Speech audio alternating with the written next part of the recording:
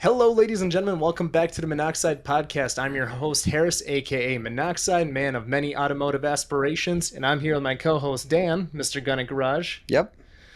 And today we're doing something that's very unique. We have always sworn to never do a remote podcast, but the stars aligned for this one, by some miracle. So today we are doing a podcast with Andre Simon, one of the owners of HP Academy, which I'm sure many people are familiar with. Man behind many Evos. I mean, there's so many different ways to describe you. So I just wanted to quickly thank you for coming on. I'm glad we managed to make this work. So why don't you just go ahead and quickly introduce yourself, what HP Academy is, and we can go from there. That's a very loaded question. How long have we got here? Yeah, I mean, first up, thanks for having me on, guys. Do appreciate it. High Performance Academy. I mean, if you are into cars and you have Facebook, chances are we've probably served you up a bunch of ads. So I'm guessing most people into cars in the English-speaking world may have probably already seen or heard of us.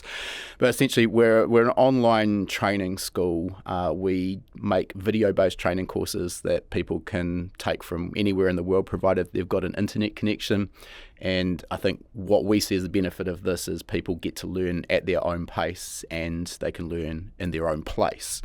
So I think there's other advantages as well with the way we do this with the video training courses. Once someone's purchased, it's theirs for life, so you can watch it as many times as you like. And I'd previously been to a number of in-person training courses, not necessarily automotive-based.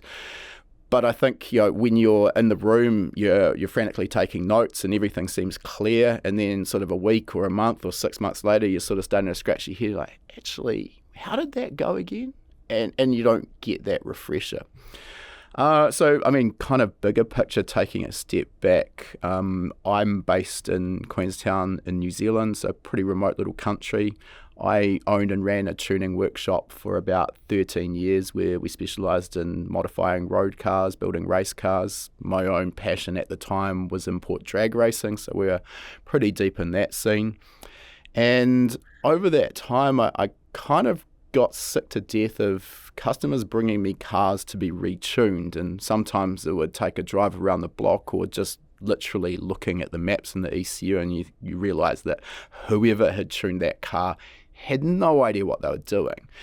And for me, like, while we were making money, obviously retuning these train wrecks, it was really frustrating because you're seeing cars that drove horribly, didn't deliver the power and torque that they were capable of, or, okay, we've all heard horror stories about engines that have been blown up needlessly by tuners that just don't know what they're doing. So I found that really frustrating. These customers are just wasting their money and getting really, really poor results.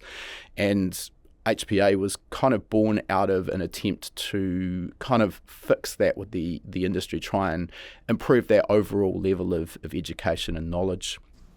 So that's kind of the 30,000 foot overview, but if you want to dive into anything more specific, by all means. Yeah, and so I kind of discovered you through your YouTube channel, which, by the way, I like the free webinars, the long ones. Those are my favorites because you get really in depth on that, and then the SEMA interviews are also pretty good. The way that you described it on your website was kind of like there's really no certification for tuners. Yeah, yeah. There's no way to see. Yeah. That's kind of, I think, where the problem really originates from. So, hey, if you want to become a mechanic, obviously the rules are going to be a little bit different depending where you are in the world. But generally, you're going to have to go through some classroom-based courses to teach you the fundamental theory. And then, of course, you have to do your hours of on-the-job actual training. And you come out the end of your apprenticeship, maybe it's 2 or 3 years, with a piece of paper that kind of says to the world, hey, I know how to be a mechanic.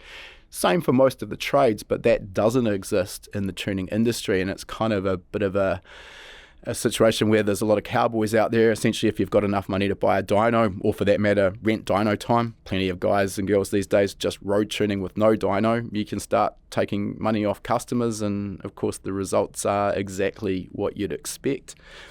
Now, I don't want to take away from the fact that, of course, there are some amazing tuners all around the world, but I think they kind of just sadly fall into the minority. And by far and away, the largest number of tuners out there just don't have a good understanding of the basics. And I wouldn't say maybe necessarily ripping people off, but I think there is a bit of that going on. Essentially, the results are terrible. I think the bigger problem that I saw, though, coming from owning a tuning workshop was it gives the whole industry a bit of a checkered reputation, and you have customers kind of coming in to get their cars tuned or at least talk about the job they want done, and they're kind of almost suspicious like they're going to get a bad job or you're going to rip them off from the get-go, which was obviously absolutely not our MO. But that was the frustration I had with the tuning industry in general. Well, aside of $500-$600-$1,000 you pay for a tune, you can screw up somebody who's got tens of thousands of dollars into a motor. It's not even like your average mechanic who has to have certification can screw something up, and getting a stock engine's a lot easier. But some of these people have big money into builds. Yeah. And then a tuner can screw that up real quick with a couple clicks of a mouse. You're familiar with that. Yeah. That's absolutely the case. There is a bit more that goes into it, though. So, I was involved at the cutting edge of import drag racing for a number of years. My own Evo set the world record for the fastest Mitsubishi Evo four-wheel drive, held that within 8.2 at 180 mile an hour for about 5 years after we retired it. And I also tuned and consulted for Heat Treatments Racing here in New Zealand. And at the time, they had the fastest R32 Nissan GTR in the world. I think that ran 7.4. Maybe 193 mile an hour. I mean, obviously, times have changed. That's no longer a relevant time. But at the time, those are two of the cars that I was involved with. So at that point, when you are trying to beat the best in the world and you're pushing these engines into a region of power and RPM and torque that no one else is doing, you can't jump on forums or Facebook groups and kind of say, oh, hey, how do you do this, or what parts do I need to hold up to this? It's very much a case of trial by fire.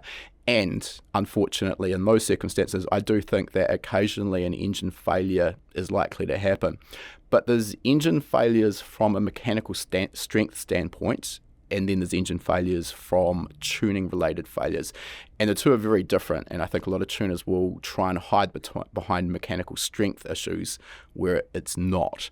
Knock, detonation, or also pre-ignition are really, really serious problems. And then, of course, running air-fuel ratio targets that just aren't suitable to what you're trying to do. So that's kind of like the high-level import drag racing, or drag racing in general, where you're trying to really push these things into an area no one's been. The flip side of that is like light to moderately modified street cars, or even road race cars, where you're not trying to kind of reinvent the wheel. Really, under those circumstances, there should be no reason for a tuning related failure. Like that just should be unacceptable in my opinion. Well, I can tell you it happens. Oh, I absolutely know it happens, but I guess it shouldn't be happening as often as it does. Yes, I agree. So one of the things that I noticed, when going down your entire catalog, is it's not just a matter of tuning cars, but also when it comes down to suspension and just setting up a car as a whole for various circumstances. When everything was founded with HP Academy, what was the basis? Was it, let's get the cars tuned, and then you started adding all these other variety of courses and such? Yeah, it started as a bit of a proof of concept. So we were actually doing in-person training at my old tuning workshop. So we'd host a 2-day weekend course. We'd get maybe 25 or 30 people in. The first day would be all theory in the classroom, and then the next day we'd basically let them loose on the dyno under controlled circumstances to actually get some hands-on experience tuning. Those were really popular, but New Zealand's a small country. We've got 4.5 million people, so you're not going to be able to hold one of these every weekend. Because of our success on the drag strip, we did have quite a large international following on my business's Facebook page.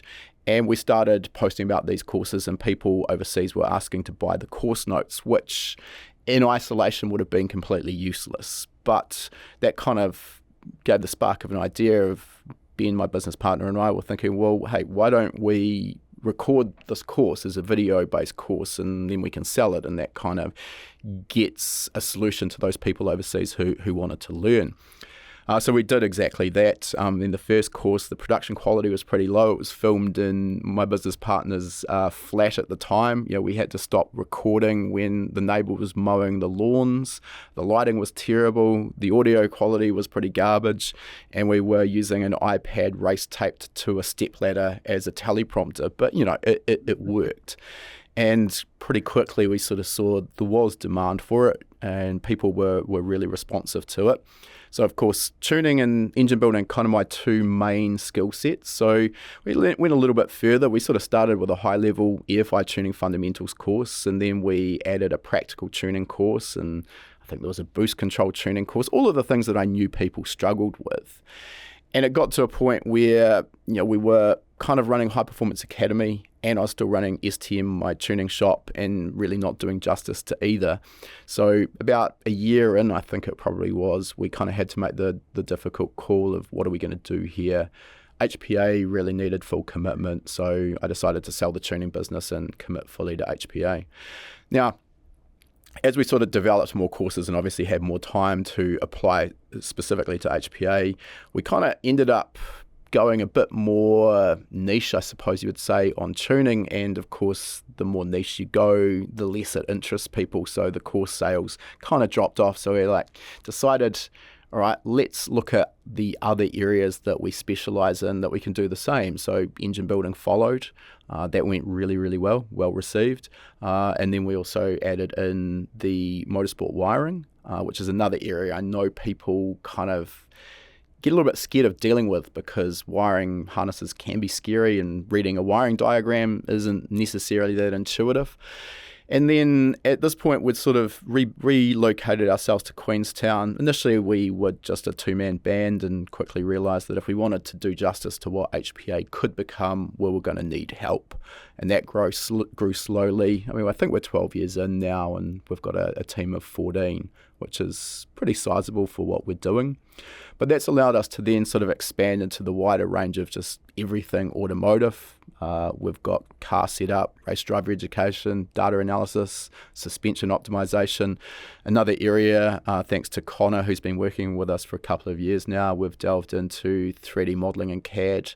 He's currently just about to complete a 3D scanning and then a 3D printing course as well.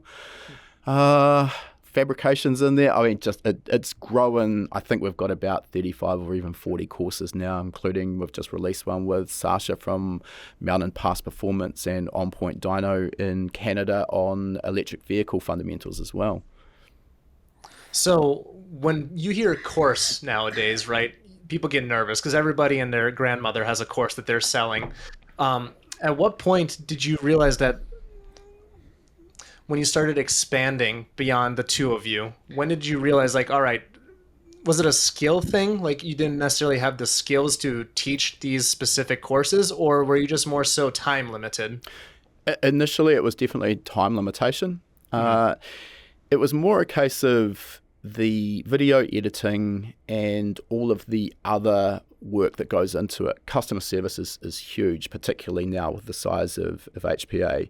So I was kind of doing the technical content. I was in front of the camera, producing these courses, doing live webinars. Ben was filming those, editing those, and doing customer support. So, at that point, these are 80, 90-hour weeks. The grind was pretty real.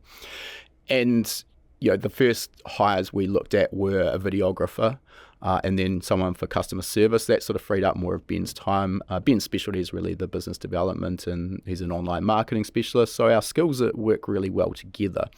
More recently, it's been a real struggle, I guess, to find more Andres. That's a problem because, without sort of trying to make out that I'm something magical here, it is a unique skill set in that you have to, be really, really good at the thing that you want to teach.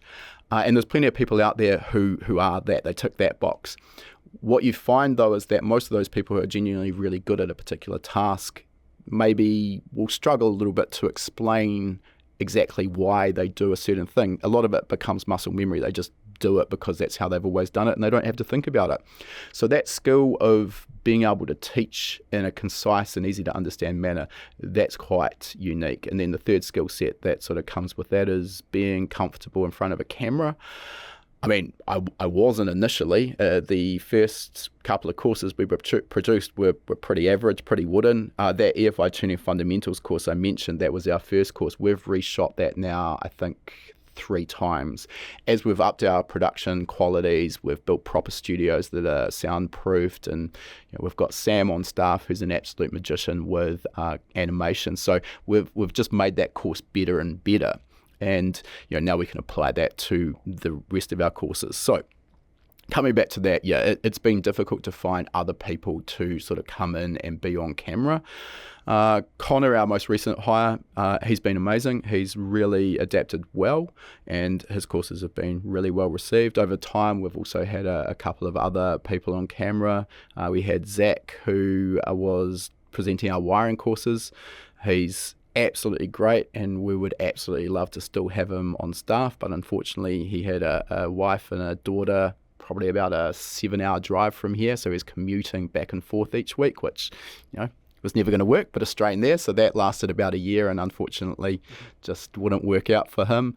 And we had another guy working for us for a while, Tim White, he's a Kiwi, but he was a race engineer over in the Australian Supercars series. So he's got a massive range of skills that he brought to the table around suspension, car setup, data logging, data analysis, etc. So we're always on the lookout for more people to kind of come in and produce more courses as well, and hopefully someone that can take a little bit of the strain off me as well. So then, are you looking more so for people that are very specialized in a particular part, or more well-rounded like yourself? Or would you consider yourself well-rounded? Yeah, I think I would consider myself well-rounded. I mean, I've got a unique upbringing in that I'm not actually a qualified mechanic, going back to what we were talking earlier around certification. Everything I've done is self-taught, but I mean, I guess I was lucky that my dad, when I was growing up, was very handy mechanically. I mean, I got into racing karts, and I think I built my first kart engine at 13, so I was always sort of hands-on doing that sort of stuff. And the same with, self-taught with building engines, but over probably 20 plus years, maybe 25 years now of building race engines and kind of refining them, seeing them come back for freshen ups and overhauls and kind of seeing how they've worn, you start to develop an understanding of what the engine needs. And then, wiring, I would say I'm definitely very capable, but it's definitely not the area of performance automotive that I'm most passionate about, and I am pretty slow at it. But, I can get it done. So there's not a lot that I can't do on a car.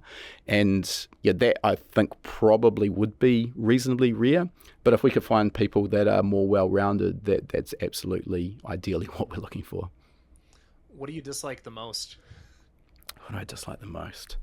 Fabrication. I suck at fabrication, and I just don't enjoy getting covered in metal grit and grime. It's not something that I enjoy. Having said that, I mean, I have so much respect for those who do it and are really, really good at it. And we talk to plenty of those people on our podcast, and I mean, the work that they can turn out is just unbelievable to me. I think that high-end motorsport fabrication industry, though, is kind of a bit of a crossover between the skill set of the fabricator, but also they have to be creative. They have to be able to imagine in their mind what that finished product's going to look like from the get-go, and then understand how they can manipulate their material and the techniques that they're using to get that finished result. And that, I think, is something in fabrication that I lack. Taking a little bit of a different route, what are some of the things that kind of bring you over here stateside? I know SEMA is one of them. You mentioned Texas 2K. Is there any particular events that draw you to this side of the ocean pond? Yeah, we've been to a variety, and I mean, a big part of what we do is kind of our YouTube channel, where we use this as basically a way for people to find out about us. We give away a huge amount of content for free and information for free on our YouTube channel anyway, so there's some genuinely great information in there. But we started from the get-go interviewing known experts in the industry, and I think probably I've got a pretty good knack for interviewing people and diving into more of the tech details that you don't normally get to learn about. There's so many car tech tours where it sort of comes down to, cool, so how much boost does it run and how much power does it make? And that's kind of irrelevant. I want to get into the details of how it's done that. What's the combination of parts that you're using? So I think our interview style is quite unique in that it's going into that deep dive, which you don't get elsewhere. In terms of the events, we kind of have gravitated towards SEMA and PRI. Those have been our sort of two main events, but yeah, I went to TX2K once, loved that event. Huge number of R35 GTRs, Lamborghini Huracans and Audi R8s producing ridiculous amounts of power. You sort of become a little blasé after a day or so of watching this. It's just all of these cars are so powerful. That was a great event. And the other one that I've attended, which I quite enjoyed, I actually crewed for a local New Zealand team at Pikes Peak who ran a tube-frame Ford Focus with a mid-mounted R35 GTR engine in the back of it, well, mid-mounted obviously.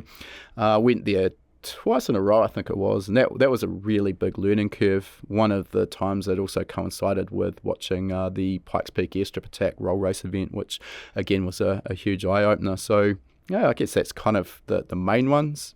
Another one that we did attend, which I really enjoyed, was the Goodwood Festival of Speed in the UK. That was amazing.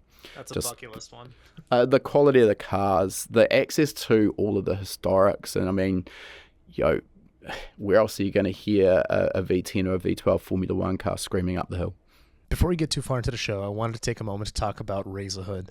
If your daily driver is having issues, aka your beater you got off Craigslist, Raise a Hood's telemechanics and AI tools can help you diagnose and solve the issues you may be dealing with for a fraction of the cost. All you have to do is add your car to the Raise a Hood garage to get started. You can provide the AI tool, also known as Gus, with the specifics of the issues you're having, and it'll help you narrow down what the culprit is. It's a great way to bounce ideas off of to figure out what actually might be the problem. You could then select from a variety of solutions to explore the cost and difficulty of doing the repair yourself versus taking it to a shop. If your car doesn't have detailed solutions yet, that's totally fine. Just go ahead and add your car to the garage for free, and that'll let the Raise a Hood team know what to focus on as they continue to develop and grow. If you want to try out Gus or chat with a telemechanic, go to raiseahood.com and add your car to the garage to get started. Use code MONOXIDE-FREE for a 1-month free subscription, or Monoxide20 to save 20% on a 30-minute call with a telemechanic. Let's get back to the show. One of the things that's starting to get discovered more and more over here stateside is like the RB platforms, which apparently is on lock over on that side. What is it that's made it so uniquely, I guess powerful over there? I mean, what is it that you guys know that we don't? I don't think there's a secret sauce. If I was honest, and this is probably going to get a lot of the Nissan guys offside, it's not that great. It's actually not a great engine. However, I mean, with enough perseverance, and if you throw a big old bucket of cash at it, you can fix all of the downsides to the RB platform. Now, don't get me wrong, I do actually absolutely love the RB engine, and it can make exceptional power, but yeah, it's an expensive platform if you want to go wild. I think what's happened, it's more so in Australia, but definitely the New Zealand contingent also have developed the RB platform to a fairly high level. But particularly you go to Sydney, and the Sydney street car is now a sort of a 2,000 plus horsepower GTR, R32, R33, or R34. They love them all. And there's guys literally rocking around on the streets with billet blocks and probably 100k in the engine bay or more. So I think the aftermarket has really come up with solutions for all of those problems that we see with the RBs. The oiling issues are probably the first one. The factory oil pump falls apart at 8,000 RPM, or if you exceed that, suffers from oil starvation. It pumps too much oil up into the head and it can't drain back. The head needs to be clearanced if you want to put a decent sized cam in it.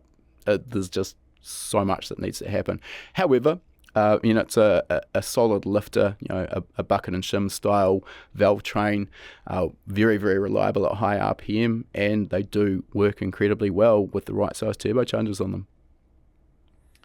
It's kind of funny that as these platforms come out and they develop and things change. I'm a huge Ford guy, so the Coyote platform has been amazing for us over here. But it's somebody if there's one somebody will find a way to squeeze the horsepower out of something, and the platform will kind of prove itself as people start to modify them and push the limits to them. So I guess I kind of had a question too. How, when it comes on a tuning basis, how much of crossover is there between all of these different platforms? You're, would you say, probably a specialist in the FA20 probably platform, and then so how much would that be different from like tuning a Coyote? If somebody took a course, Yeah, okay. would a lot of that transition? So there's two aspects to this, I think. The first is that the tuning, the way the engine responds to fuel and ignition, it doesn't actually matter what the engine is. The engine is nothing more than an air pump. Our job is to give it the correct amount of fuel to match with the amount of air going into it. We start the spark event at the correct point, the engine is going to produce great power and torque. So that is across the board. It doesn't matter if you're dealing with an FA20, a 2JZ, Ford Coyote, or an LS. It does not matter.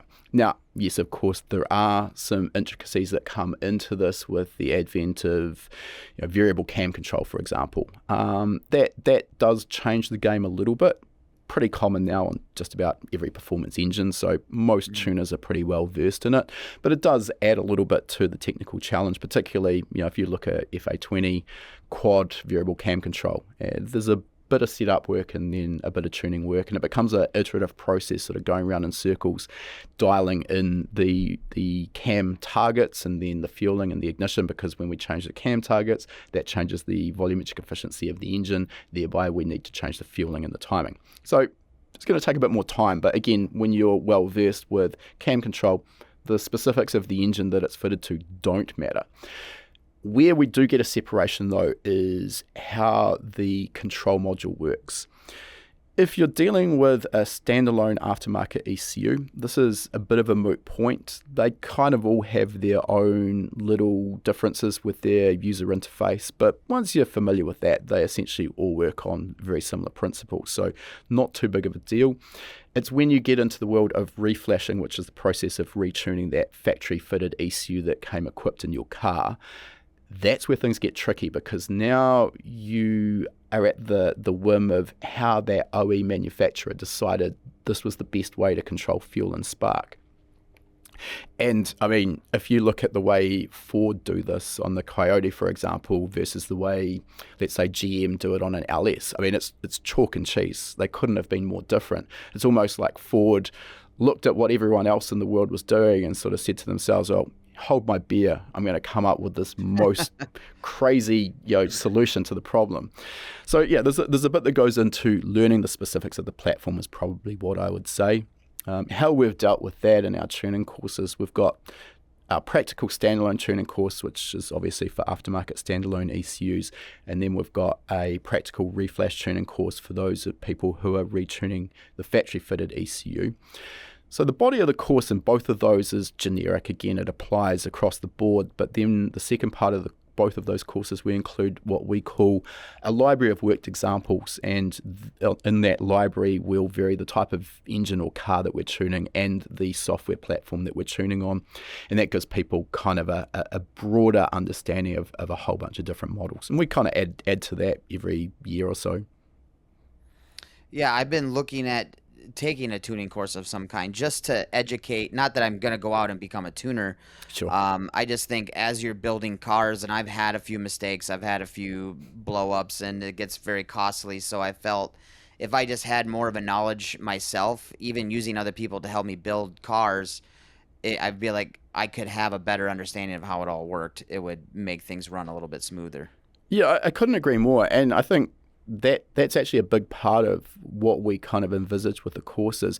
Even if you're an enthusiast, you've got absolutely zero intention of tuning your own car, having an understanding of the process and how it all goes is still going to be beneficial. First of all, it's going to probably save you money because you're going to be able to do a better job of prepping the car for the dyno. You're not going to turn up with something that needs 6 hours of workshop work done on it before it can hit the dyno.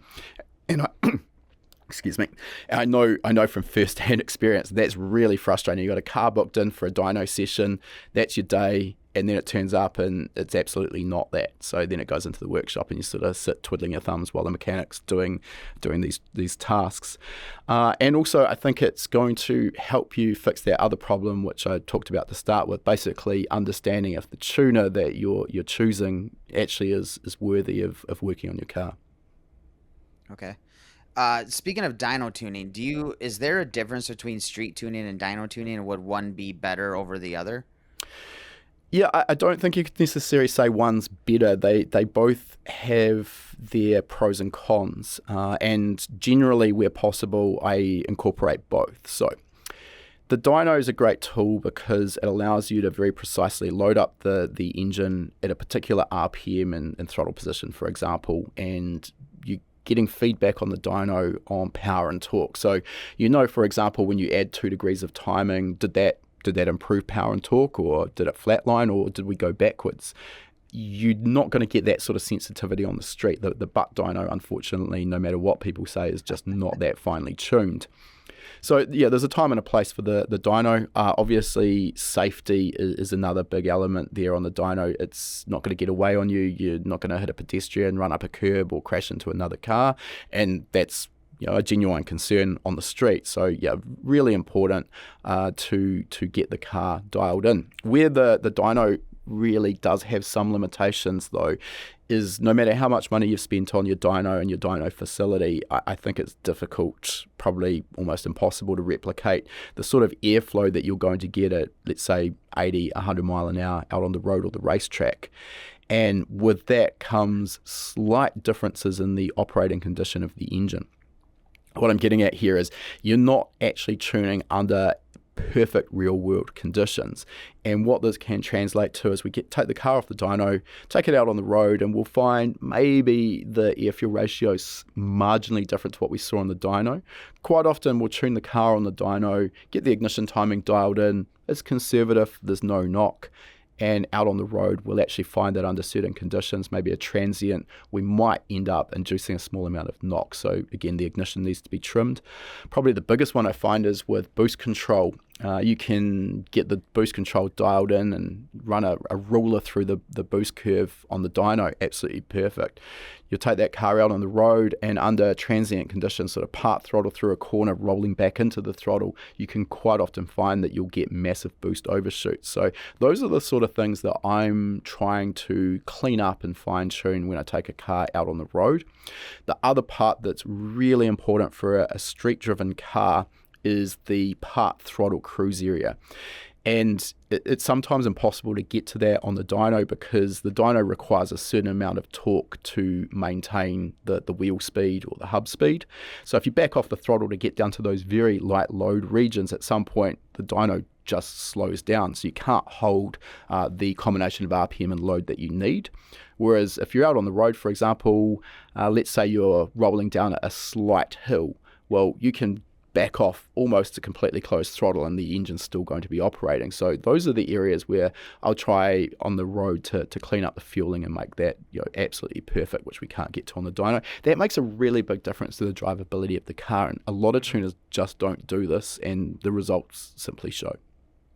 Well, it's a good thing you're taking that into consideration. That makes a lot more sense. So from what it sounds like, you sound like you're a fan of retarder style dynos then?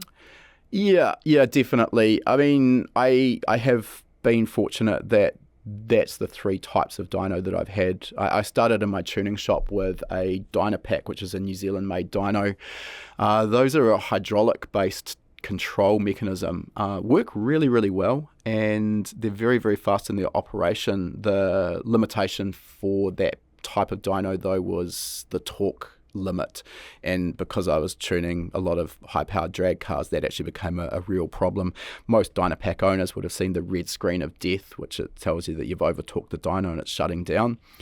When we moved to Queenstown and started High Performance Academy, we started with a mainline four-wheel drive rolling road, but that's an eddy current retarder. So again, it can apply load to maintain a fixed speed. So what we call this is steady state operation. So I can ask for, let's say, 2,000 RPM, and the dyno kind of calculates this back from road speed. Obviously, that's what it's looking at, and it'll hold it at 2,000 RPM, and then you can go from almost closed throttle to wide open throttle. And as you open the throttle and the engine makes more torque, the dyno simply applies more load to hold that RPM fixed. So it's really, really powerful when we are trying to work through the RPM range of the maps in the ECU. We can just go 2,000, start at closed throttle, work our way up as we go all the way to open throttle, then let's go to 2,500 RPM, rinse and repeat.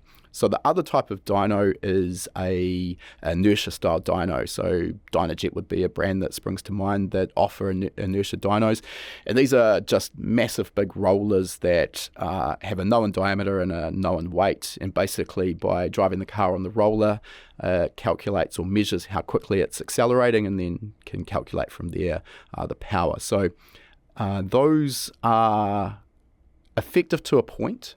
I've tuned a few drag cars on them, and that's probably where I see probably their main case study for use, because with a drag car, other than idle, you don't really care about the drivability. It's kind of all wide open throttle.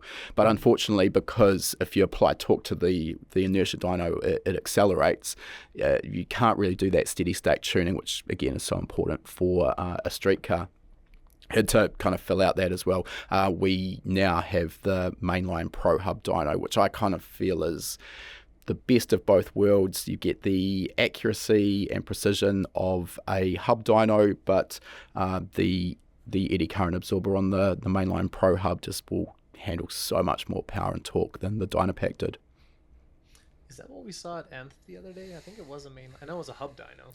I'm curious if it was the same one. Yeah, I don't know. They're talking horsepower numbers in the 3,000 and torque in the 2,000 level. So I'm assuming that needs to be something. I think that. There's probably only a mainline handful of dynos that'll reach that. Yeah, 100%. Mainline have kind of really, I think, cornered the market on that sort of pro mod style tuning. They've got their quad retarder set up that, I think they've measured over 5,000 horsepower at the hubs, but maybe you have to fact check that. Enough anyway. It's plenty. But I mean, even my single retarder, I think off the top of my head, that'll handle something like 2,500 horsepower in two-wheel drive and something over 3,000 horsepower four-wheel drive. Suffice to say, I'm probably never going to be limited by my dyno. Now, so one thing that they're doing over there is using Motec for traction control in a rear-wheel drive, two-wheel drive car. You having messed with a lot of all-wheel drive stuff in your courses, or even now as this sports kind of seems to be evolving, and that software particularly seems to be doing a great job at applying that kind of horsepower to the ground. Is that something that you guys are teaching as well, or seeing or keeping up with as that goes along, or? Okay. So we haven't actually got a course specifically dealing with traction control. We do have a launch control tuning course, which we did produce quite a long time ago, and I think particularly some of the higher end ECUs, Motec, as you mentioned, have gone and adapted their strategies. They've come a long way since we produced that course. It probably does actually need a bit of a revisit. There's a variety of ways of dealing with it. Two-wheel drive's obviously easy because you've got the reference of undriven wheel speed from your front wheels or your rear wheels, depending if you're front or rear wheel drive.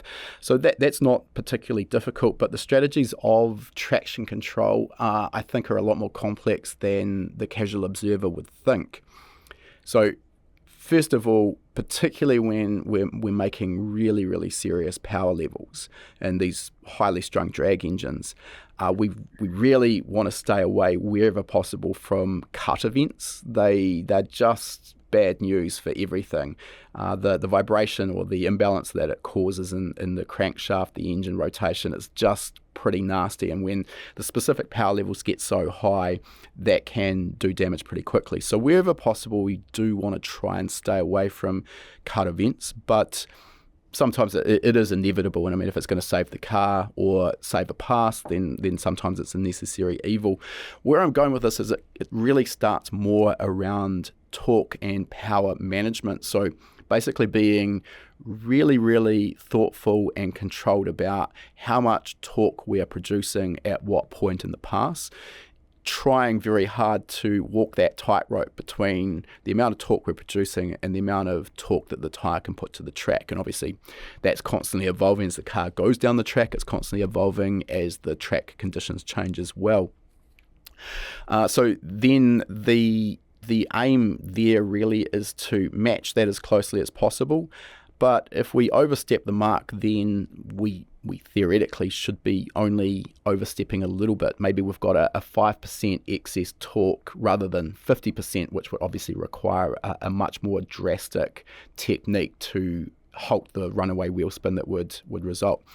So then, if we're only getting a little bit of wheel spin, the preferred technique there is to actually use ignition retard. It's a very fast way, it's a very smooth way, and you've got a lot of control over the torque reduction. So, for example, something that's easy to overlook, if we've got a 4-cylinder engine, we cut the spark to a single cylinder. So we cut a single spark event, we've reduced the engine torque by 25%.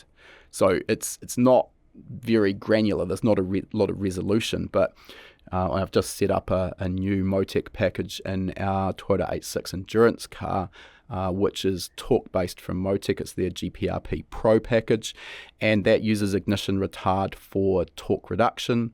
There's some calibration work required on the dyno, but essentially for the particular engine that I've got in there, we're reducing the torque by 1.3% per degree of ignition retard.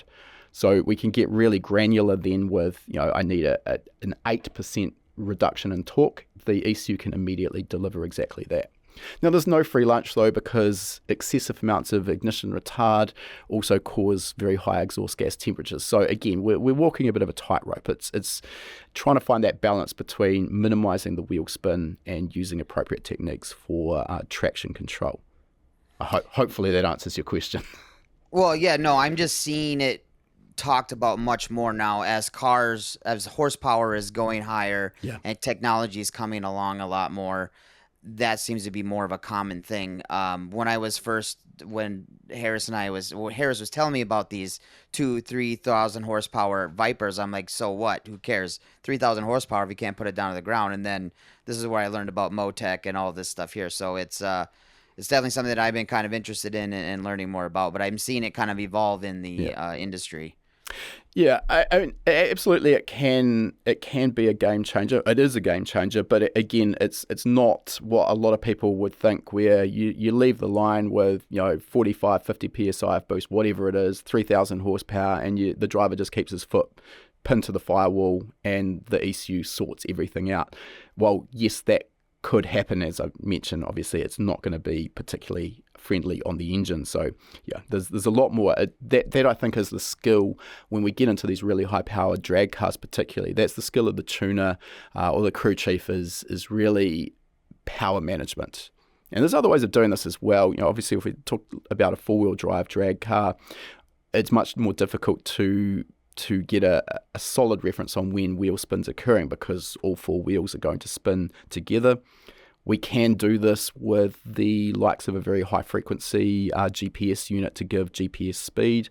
For example, I'm using a Cyvex IMU and GPS in one of our cars that's 100 hertz. So 100 times a second, it's getting GPS based speed. So then you've got a genuine, useful, clean road speed signal that we can reference wheel speeds to. The other way of doing this, though, a lot of drag racing classes ban the likes of wheel speed sensors and traction control. So the other option is to do it a bit more of a passive way, which is where we monitor drive shaft speed down the track and basically build up a profile of, at X seconds into the run, drive shaft speed should be this. And that has to be done off a very good run. So you want good data to build that up. And basically then the ECU's looking at the drive shaft speed, and if it spikes above that theoretically perfect profile, then it knows that that's a result of wheel spin. It can bring in appropriate actions to halt that. Okay. So one thing that, especially with Monterey Car Week just wrapping up, with the release of the new Huracan replacement, and a conversation I had a couple weeks ago, is hybrids. So where do you see that going when it comes to tunability and building? For example, one of my friends was attempting to build an NSX, and then the hybrid system just ended up being pesky, to say the least. It starts putting the motor can do the work, but the electric side, he needs to get Motec or whatever, and it just wasn't worth it to proceed. Where do you see the next 5-10 years going when it comes to tuning hybrid vehicles? That is the $1 million question. And I'll be honest, I don't know. I'm torn. I think that the hybrid side of things makes a lot of sense. You're kind of getting the best of both worlds. And there's a lot of benefits that it brings. There's a lot of complexity it brings as well, and with complexity brings potential reliability problems. So you're sort of getting the best of both worlds from ICE and EV, but you're also getting the worst of both worlds as well, because you've got both of these technologies. I don't know how that's going to pan out in the aftermarket. I mean, I mentioned before that we partnered with Sasha from On Point Dyno with our EV course. I mean, he's been deep in that EV world for years. And his own 350Z race car, he's got his own sort of put together hybrid system. I mean, by all accounts, it's working. That car seems to keep setting records. I'd be interested. I haven't actually specifically asked him. For him, I think it was more of a case of let's see if we can do this and how well it works. And he's proven it does work. But whether it was sort of an efficient use of his time and financial resources, that would probably be the other question. I mean, I think at the moment, I kind of feel like we're almost at a bit of a crossroads with what's going on with the direction of EV versus hybrid versus internal combustion. And I think there was this big push towards EV, and that seemed that it was going to be the future. I kind of feel now that maybe there's a bit of pushback on full EV, and the hybrid sort of maybe makes a bit more sense. And then you've got manufacturers, I think it's Porsche, I believe, set up the synthetic fuel kind of pilot plant. So I think Porsche are pretty much still dedicated to internal combustion. Hey, look, as an enthusiast, I love the technology of EV. I mean, there's no doubt that they're incredibly fast. I, for one, will miss the sound of a well-tuned internal combustion engine, and I mean, EV's just never going to replace that. So internal combustion always going to have a very strong place in my heart, but I'm not also hiding behind a rock saying, no, EV technology, not into it, that's horrible, let's move on. Yeah, I'm just very curious to see what happens on the aftermarket side, especially when you and your team are educating people on it. It's like, well, how do we corner this market? Because it is inevitable, as it gets more and more to the consumer level. Like, when the NSX came out in 2017, the Gen 2, I think Gen 2, in limited numbers, you're not really going to see much development on that. But as it comes down to the regular Joe, I'm just curious to see how that pans out. So I was just curious on that. Is that just more sort of a combination of, I guess, both teams? Like, your EV team and your ICE team?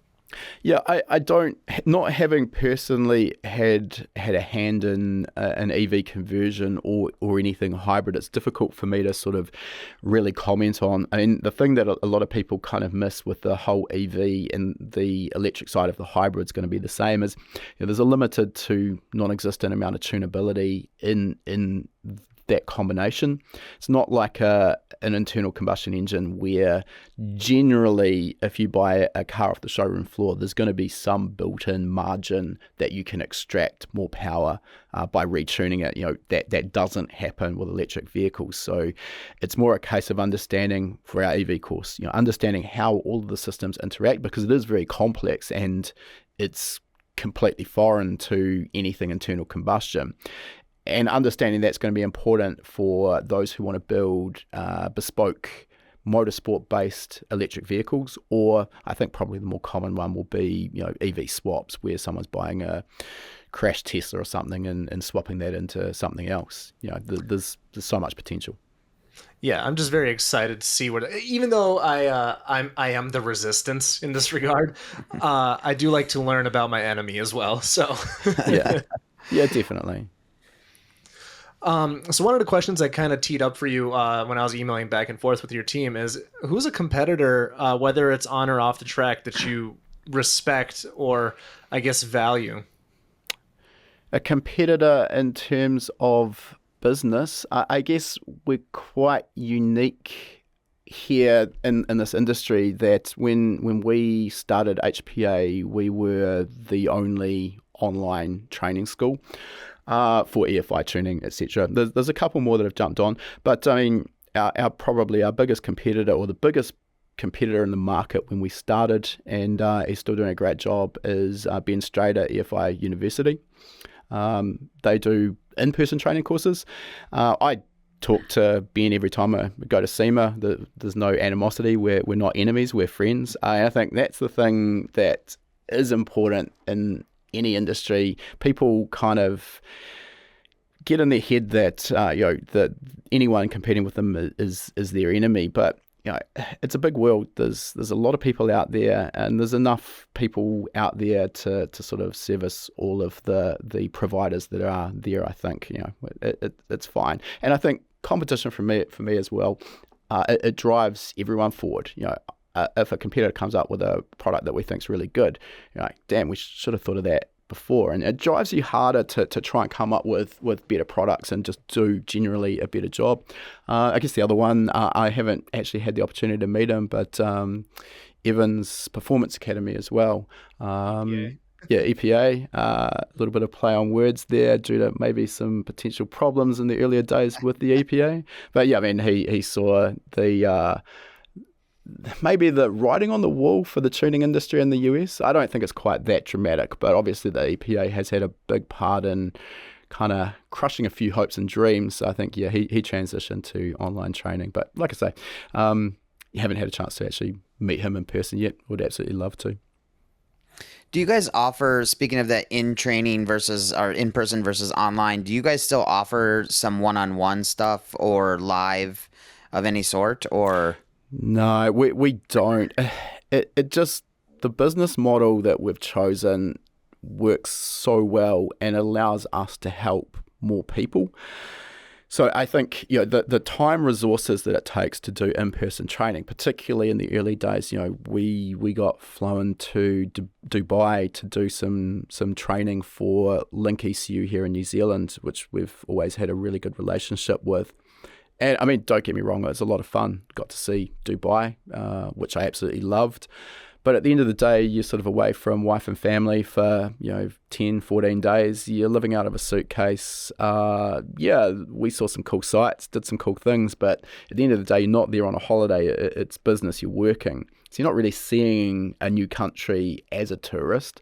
So it's quite hard. But yeah, ultimately, we just don't have the time resource to be able to do justice to both. We had to kind of pick our poison, and I fully back that. I think online training is the better approach. Now, that's not to say it's horses for courses, I guess. Some people will learn better in an online environment. Some people will learn better in person. They obviously both have their pros and cons. So I'm definitely not sort of saying that there is no place for in-person training. Just if I had to pick one, which we did, I think, online training probably ticks more of the boxes for more people. But you offer, or do you offer support then if somebody has questions or not understanding the course content? I'm assuming via email or phone call or something like that, you guys are able to walk somebody through something? Yeah, absolutely. So tech support is a big part, which I kind of mentioned. I hate dealing with a company or a product where you email a question and a week later you still haven't got a reply. So we've got 2 dedicated customer support staff, and we're pretty proactive on getting back to tickets that are raised. But the mainstream way of people getting further support on part of the course that they don't know or didn't understand is our forum. We make it really easy. So on each of our video-based modules, there's a form underneath that will automatically generate a question in the forum if someone didn't quite understand something or wants a bit more information. So that's the way we do that. The benefit with that, as opposed to individual email questions, is if someone's got a question on a course, chances are that they won't be alone. So by posting a forum question, it helps everyone else out who's taking that course as well. Yeah, if you're a car person in any way, shape, or form, if you haven't, skimmed over a forum or joined a Facebook page, then you're doing it completely wrong. Because you think if your problem is unique, I can guarantee you it's not. Yeah, 100%. I mean, we're not reinventing the wheel here. None of this stuff is new with EFI tuning. It's going to be the same questions cropping up, the same problems cropping up over and over again. So again, having those on our forum just helps everyone. I think a little bit of the forum kind of thing has been lost over the time I've been into cars. I grew up in the forum era, and then with the advent of Facebook, I kind of saw maybe them go away a little bit. I think the Facebook groups are good to a point, but they don't have that sort of ease of topics and searchability that a forum does. Yeah. Well, then you have the comment section can get a little more colorful than it probably used to. I think, I'm not sure why there's maybe more anonymity on Facebook than on a forum, but some of those groups get pretty feral pretty quickly, which is really disappointing, actually. Yep. You got anything else? I'm cooking. I was just thinking about all the groups I've been in, and I'm like, which one's the most savage? I'm curious. Do you keep up with any of the Draggy Talk groups or any of those large group forums, or not so much? Not so much. No, I think I probably try and stay away from them to a degree. I just got sick to death of kind of getting involved in conversations that just ended up going down the toilet, essentially. Yeah. We have a few of our own Facebook groups that we promote. One of them's the Guild of EFI Tuners. And one of the ones that becomes a constant source of frustration, and I just sort of stay quiet on it now because there's no future in it. I know how the conversation's going to go. There's a generation of tuners, I think, coming through these days who have only ever tuned on ethanol-based fuels, or race fuels for that matter. They're a great fuel for making power. They are also a great fuel for making the tuner look really, really good. And one of the reasons for that is, while it's not impossible, it's difficult and very unlikely in most instances that you're going to end up encountering detonation. The fuel is just so good. It's got a higher effective octane rating than the best pump gas, and it also has a cooling effect as well. So it cools the combustion charge temperature. So it makes it very, very unlikely you're going to end up encountering knock. So this generation of tuners that only tune on these fuels kind of think that they're bulletproof because they've never had knock occur. So the argument there is that knock detection equipment is essentially irrelevant and it doesn't work. Now, I come from a background where for the first 15 years of my tuning career, I was almost exclusively tuning on pump fuel. And I can tell you that if you're tuning on pump fuel, and you're tuning a turbocharged engine, you will almost certainly find that the engine will start knocking before you reach what's called MBT. That's maximum brake torque timing, so basically the optimal ignition timing. So knock detection equipment and ECUs that have knock detection, knock control strategies for pump fuels, absolutely essential. But we get into this argument about how it doesn't work, how it's irrelevant technology, and I've said my piece anyway. So I'm curious, right? You've interviewed probably in the hundreds of people over the years, I think, based off of your episode count. Definitely. It's very hard. It's difficult to narrow down any one thing, but has there ever been any point where you're just like, this is so impressive. Like just something that you never thought possible. Does anything come to mind? For example, one that comes to Oh, mind is yeah. 3,000 horsepower four cylinders. That was a fun episode to watch. Yeah. I mean, anytime I talk to Shane T, I've been fortunate that I now consider Shane a good friend of mine. We live in the opposite part of the world, but every time I'm sort of at SEMA or PRI, I manage to catch up, and we've had him on our podcast a couple of times, interviewed him for our YouTube channel a couple of times. That guy is absolutely on the cutting edge. He's so smart, and he just gets involved in these mind-blowing projects. So yeah, he's probably one of the guys out there. I mean, there's several, but he's one of the guys out there who every time I chat to him, I'm just sort of hanging off every word and just learning so much. I mean, that's been the case though for this whole journey with HPA. I mean, I interview all these experts in their fields, and every time I'm talking to one of them, no matter whether they're a tuner, maybe they're a company making engine components, it's kind of like almost a bit selfish. I'm digging out these details to stick away in my own memory bank because I want to know more. It's interesting to me. And then I hope that the upshot of that is I'm asking these good quality questions that are getting that information that also then helps out those who are watching or listening. Yep, I always like to blame the listener for some of my questions that make me seem like a novice. I'm like, oh yeah, explain for the listener, when in reality it's my own selfish Yeah. attempt at learning something. And then just to elaborate, so just because the listeners may not know who it was you were referring to, you said it was Simon, I believe it was? Or no, it was Shane T. Shane. Sorry. Shane T. So Shane Tecklenburg, he actually worked for Motec USA for a number of years, and as part of that, he obviously learned a lot about calibration, and then he got sent around the US on various tuning projects for Motec customers.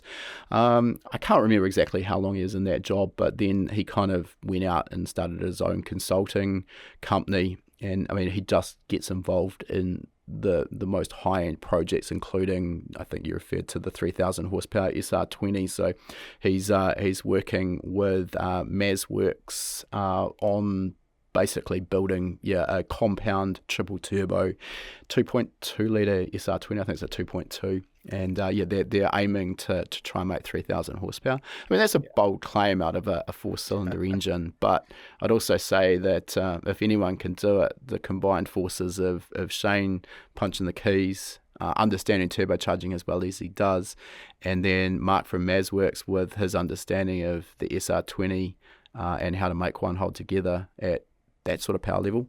If anyone can do it, they can. Yeah, that was super crazy to even think somebody could put 150 psi worth of boost through something. I mean, just mind-boggling. Just mind-boggling. I mean, I think probably one of Shane's other claims to fame, I am stretching my memory here, but I think he was involved with e-canoe racing in the UAE. I think that they were the first into the fives in an import. So, he's got he's ticked so many boxes there, and he's kind of involved in just about every form of motorsport as well. Was there any point in when you were competing, did you ever almost waver from the platform of choice? Like, for example, like I grew up Mopar, but for some reason I love Volkswagens lately. Is there any reason that you stuck to one platform over another? You know what?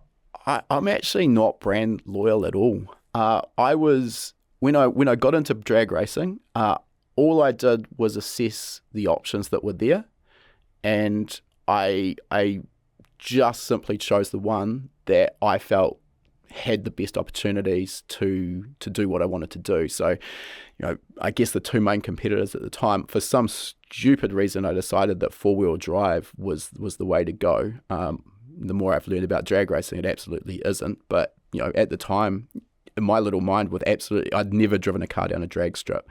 With what little I knew, four wheels driving versus two obviously 4 is going to be better. So that's the way I went.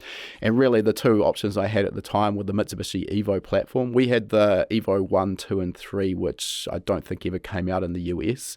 Or at the same time, these were all kind of the rally cars that were being built up for WRC.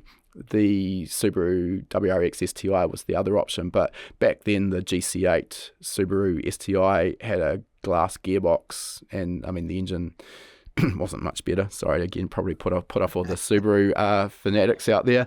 So yeah, the Evo was the one I chose. I mean, it does a pretty great job. That engine, the factory block crankshaft and head, albeit the head was heavily modified. At the end of my development, we were 1160 wheel horsepower, 54 psi of boost, 10,500 RPM. So I don't think you would do that easily with a Subaru EJ series engine. I can't say it's not possible, but it's going to be a lot harder and a lot more expensive. But more importantly, while the Evo gearbox definitely wasn't bulletproof, we got to a point where we were running pretty consistently in the sort of mid to high nines with that stock box and not braking at every pass. And that was about the point where we needed to go to something better.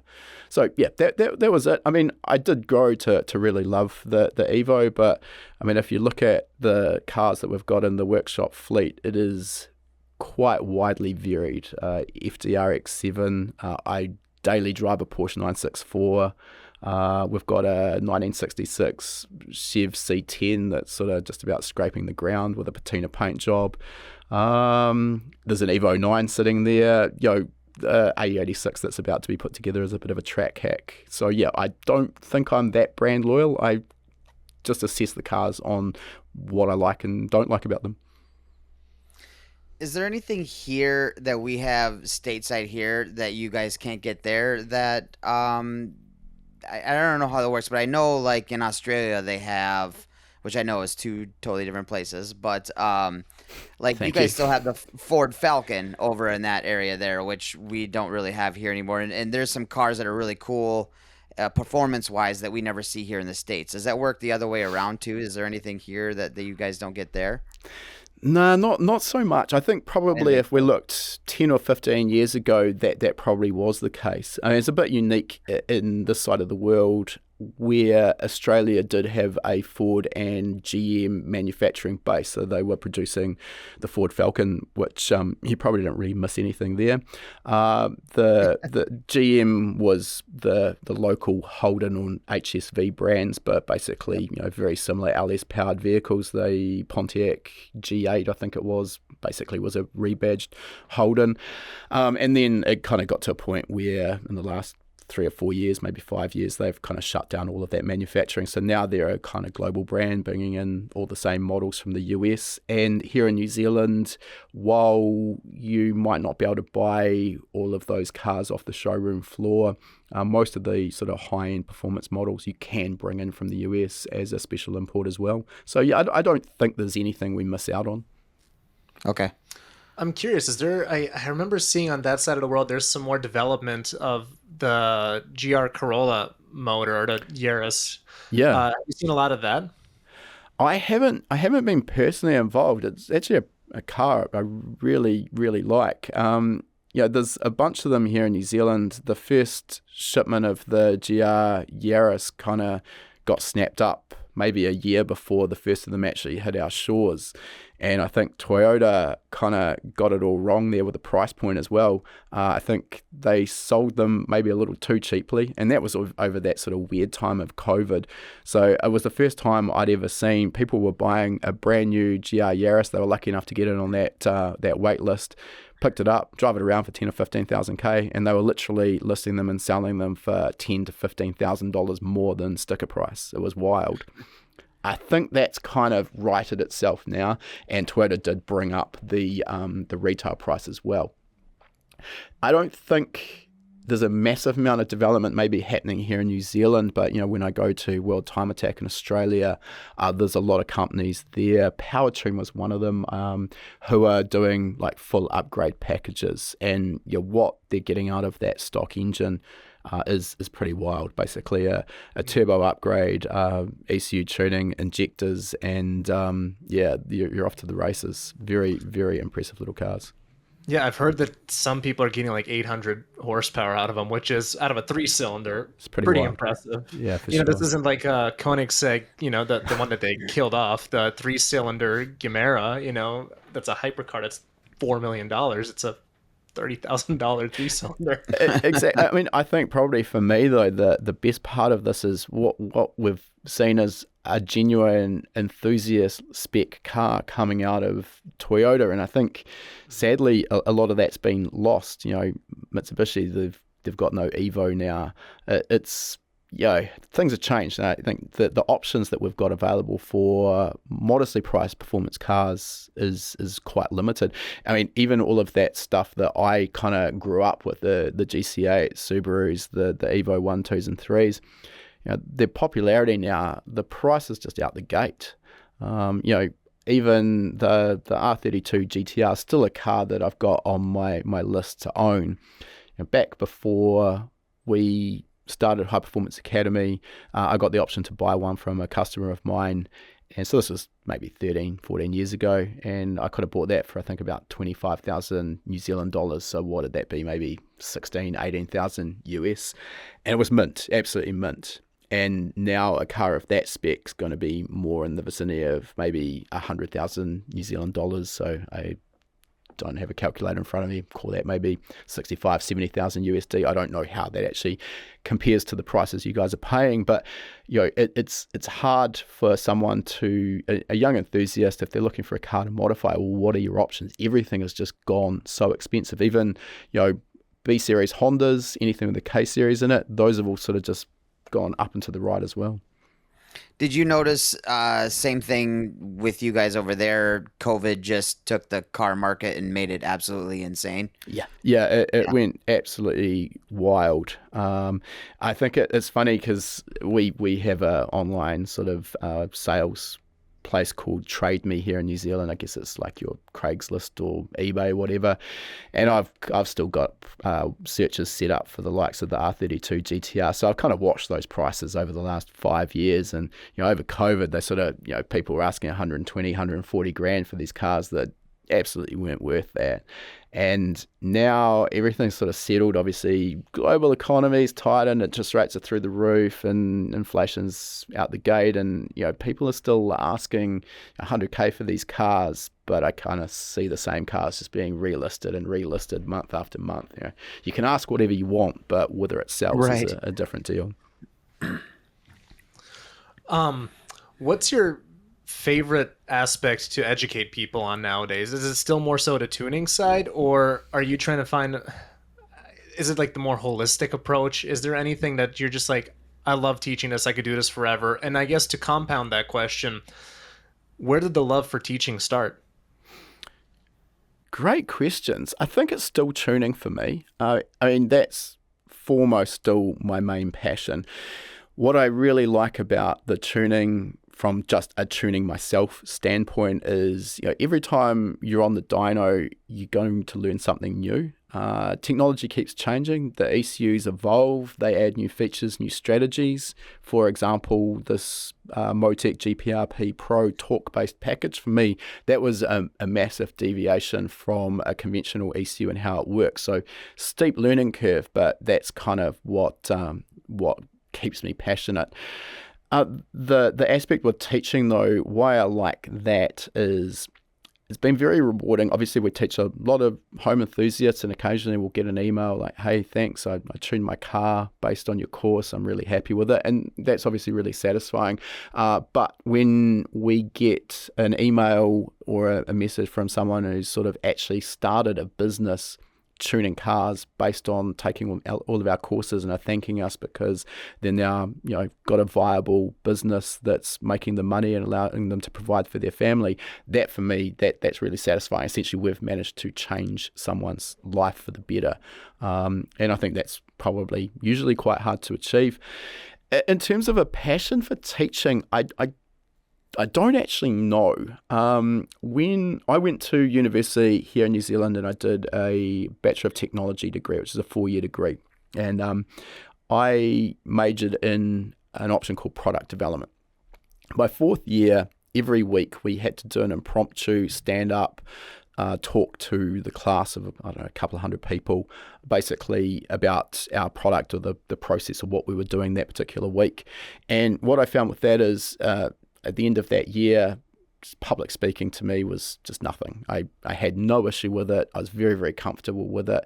And I think over that time, I probably developed a skill set for explaining things. And from there, it sort of just developed even further. Really enjoy trying to break down complex concepts and explain them in a way that people can understand them easily. Which, by the way, I have to give you a compliment on that front. Your interviewing skill set, it comes from a place of knowledge. It's rare to see, and making it digestible as well. It's difficult to describe, but it's what I'm striving for as well in the long term. So I gotta give you a compliment on that front, because it's very noticeable when someone knows their stuff and is able to extract more. Yeah, I appreciate the compliment, and I think that does make a difference with the interviews, because I generally I'm not maybe as expert as the person I'm talking to, but I certainly know enough to be able to, again, as we were talking about earlier, dive in and get the details that I want, and I know therefore other people are going to want as well. So it just becomes often a discussion with two guys who really know their stuff, and it's just interesting for people to listen to, therefore. It is very fun to be at like a dinner with two very intelligent, like when it comes to like people who build race cars, and I'm just a fly on the wall. It's very fun to be in a part of those conversations. A lot of you guys know Ratified Motorsport for their RS3, TTRS, 1,000 horsepower hairdresser car builds, but they are so much more than that. From basic maintenance on an R35 GTR to, cute little Volkswagen GTIs like mine, they're able to do a little bit of everything. Whether it's your basic maintenance or an intake and a tune or even a full-blown build, be sure to go to ratifiedmotorsport.com to get yourself booked today, and I hope to see you guys at the shop. I'm curious, right? Because right now one of the platforms that really sticks out to me is the S58 platform. I mean, it's just bonkers what you're able to do with that. Do you ever see anything being quite the level of the 2JZ? It's such a tough one, because I think the 2JZ, and to a degree the RB26, I think 2JZ is greater than RB26. Sorry, Nissan guys. I think everybody agrees, even these days. I don't think anybody's going to argue with you. It came from a simpler time, and emissions requirements weren't what they are now. So you've got a cylinder head on a modern engine that is developed with a very different sort of list of requirements, and really like getting the engine emissions compliant these days is, well, obviously it's the 100% the main driver of the manufacturer. If they can't get the thing emissions compliant, well, it's never going to make it onto the road, so nothing else really matters. So that kind of limits a lot of the development of the engine around just pure performance, which is obviously what we're interested in. And I think that makes it difficult to a degree to kind of come out with a modern engine that would be a worthy adversary to the 2JZ. Hey, that's not to say it can't be done, but probably it's going to end up with requirements for a lot more custom aftermarket parts. Classic example there is the drive now with turbocharged engines is towards basically bolting the turbocharger directly to the cylinder head. So that works really well in terms of reducing the length of the path between the exhaust valve and the turbine wheel, but it becomes very, very restrictive in terms of performance. So, when you've got an engine like that, it's going to be hard to really get the power out of it that we could with a conventional individual port engine. So I'm curious, like some of the things, I can't remember exactly how you phrased it earlier in this, but there is something that you look at when you're trying to decide like how to modify a particular platform. Is there a list of, let's say, again, I'm going to use the S58 as an example. When you take apart that engine, you're trying to figure out what parts are worth upgrading, where the stresses are. Is there a particular list that you would go down to be like, all right, well, maybe this needs an upgraded crankshaft or upgraded heads, or maybe this could be designed differently? Do you ever go into like mental exercises like that, or not really? Yeah, definitely. I mean, what that really comes back to is, you know, I don't think it's always necessary to go and reinvent the wheel.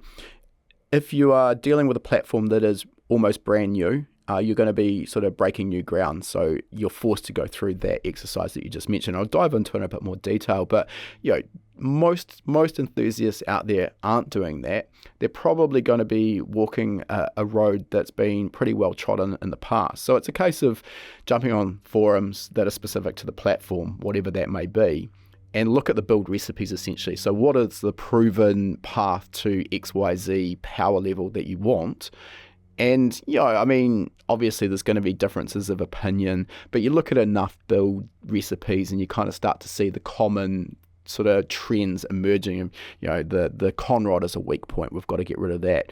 The crankshaft's good up to, let's say, 900 horsepower, and at that point, we start having problems with that. What the pistons are good for, because they're not all created equal. And I think a lot of people, the mistake they actually make is not embracing the quality and strength of the factory parts. A lot of people think, hey, I'm building a 600 horsepower engine, so I have to replace every single factory component. Well, the reality is that maybe, but also maybe not. So again, do your research. What have other people achieved? And on that front, a lot of the failures that you'll see with a factory piston or even a factory connecting rod actually can be brought back to poor tuning. So if you are dealing with a factory cast piston, there's actually a lot of advantages with the cast piston. They have a lower expansion rate, thermal expansion coefficient than a 2618 forged piston. So what that means is that they can be set up with tighter piston to cylinder wall clearances. That means that they are quieter in operation, they seal better, we get less blow-by. So all good things there. Downside with a cast piston is that they are quite brittle. Again, not all are created equal. Some are better and some are worse, but essentially with a brittle piston, they can be very unforgiving if they are subjected to detonation or knock. So that is a type of abnormal combustion. Essentially, you could liken it to a pressure spike occurring, which is a bit like someone slamming into the top of the piston with a sledgehammer. So that can quickly destroy a cast piston, whereas the forged piston, it's not immune to it, but it will generally put up with a little bit more knock before it cries enough. Likewise, the connecting rods. So these can, on a factory engine, be a very common failure point. But again, the same thing, running the engine into knock, that puts a pressure spike that's being transferred through the piston into the connecting rod that can bend or fail the connecting rod.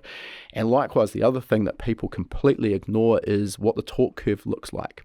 So that torque curve is essentially airflow into the engine, which equates to cylinder pressure. And it's the cylinder pressure that is going to give the conrod a really hard time. I'll quite often, if I'm dealing with a factory engine and I know I'm pushing it well beyond what it should be pushed to, I'll artificially limit that peak torque, and there's a couple of ways we can do that. With a turbocharged engine, we ramp the boost in a little bit more slowly, so we don't bring it in as aggressively as we can, maybe through that sort of peak torque, 3,500 to 4,500 RPM region. Maybe I'm going to hold the boost at sort of 20 psi peak, and then once we're past that, we can ramp it up to 30. We can also do similar with our ignition timing, purposely being a little more conservative with the ignition timing through that peak torque region. So these are the little things that a knowledgeable tuner can do to extract results from an engine that another tuner is just going to end up breaking to pieces on his dyno. It is really funny to, because I actually watched your webinar on that, actually, where you're discussing, like, you know what, you're replacing all these stock parts for no reason. Yeah. They're perfectly capable. Yeah, so it's just funny. It just came to mind. I think it's just a mindset that people get into. You know, the internet is a great place, but we see all of these sort of amazing car builds, and people think that they need to throw, you know, the complete parts catalog at an engine or their car in order to get a result. I'm a little bit more holistic in terms of looking at what I'm trying to achieve, and then I want to basically replace the minimum number of parts possible to get to that sort of target power level. I have found with the people that we've had on the show, those who look at their builds from a more holistic level, especially when discussing high power, typically have better results. rather than trying to nitpick this and that. Where do you think that comes from? I mean, can you teach people to look at things holistically? Yeah, I think so. I think we try really hard to do exactly that. I mean, it is just breaking that sort of mindset, as I mentioned, of thinking, I'm building my car, I need to throw the kitchen sink at this thing. Everything in the parts catalog's going on board. It's just about teaching people to be a bit more thoughtful with the process. Before you jump on eBay or whatever, let's do exactly what I mentioned. Let's jump on the forums and look at the build recipes that others have used to get where we've got. Don't reinvent the wheel. People have gone before you and done exactly what you want to achieve. Let's save some money and learn from them. So I think, that's the process of just getting people to be a little bit more thoughtful about their project and spend a little bit more time in the planning and strategy stage rather than sort of getting super excited and just going and ticking up a whole bunch of parts on your credit card. There's a reason why you usually know where the limits are, right? Because somebody's found that limit and broke something. So yeah, exactly. It does end up becoming a pretty well-known sort of, power level, torque level failure mode. So, that's what we need to understand. And as I mentioned before, the only area where this becomes a little bit more problematic is when you are kind of breaking new ground, dealing with a brand new platform that's just come out, and then you're the one that's pioneering and finding where things break, and that unfortunately can get pretty expensive pretty quickly. Do you have any Actually, a classic example, Tony Palo, one of my podcast guests, another tuner in the States who I'm very fortunate to call a friend. So he runs T1 Race, one of the premier R35 GTR tuners in the world. And we're talking about the development of the VR38 engine block. And fairly early on, he said that they were pretty much straight away going to a set of aftermarket sleeves in the block, and then having no end of other knock-on problems as a result. And in the end, they actually went back to a factory unsleeved block. And I can't remember now, I think he said that they got up to around 1,800 horsepower out of that factory block unsleeved and didn't have it fail. So the point of this is people sort of think that, a set of Darden sleeves, that's an essential for an aluminium block if I want to make big power. So they go and do that too early. Same would be said for our SR20. We've got SR20 VE turbo in our endurance car. For endurance racing, we run that at about 450 wheel horsepower, but I've got a push to pass button that takes it up to about 650, and we run it at that sort of power level for sprint races as well. Common theory would be that making that sort of power on an unsleeved SR20 block is impossible, or at least you'd be, living on the edge. We have had absolutely no trouble with the block reliability, at least from that aspect. Did break a bunch of main caps very early on, but that's separate. So again, you don't have to go that far straight away. Yes, there are case studies where a sleeve is the only option, but it's probably not at the power level you maybe necessarily think.